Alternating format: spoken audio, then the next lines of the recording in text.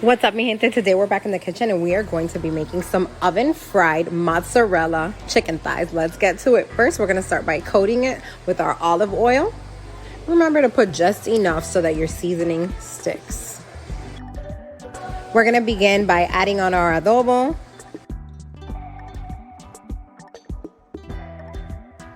Next, some garlic pepper.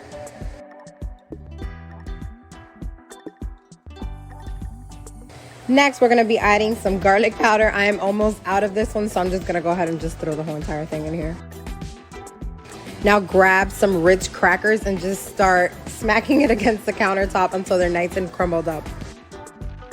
Now start pouring in those crumbs into a dish, and let's grab our sazon. I like the one that has color just so that it can give some color onto the chicken.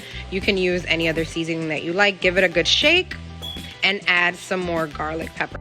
Now let's go back to our chicken thighs. We are going to make sure that that oil is really coated on every single piece of that chicken thigh, because that is going to help those Ritz crackers to stick on here.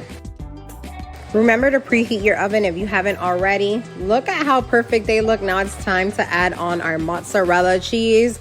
Now you guys know from other recipes that I absolutely love cheese, so I'm going to be coating them really well. Just perfect. Now they'll be baking for 1 hour at 400 degrees. Let's do a midway check.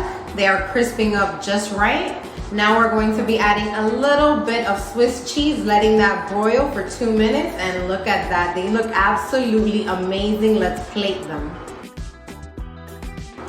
This dish looks absolutely amazing. I did mine with some Parmesan baked noodles and some steamed broccoli. If you guys enjoyed this video as much as I enjoyed making it, remember to like, comment, and subscribe to my channel. Catch you guys next time.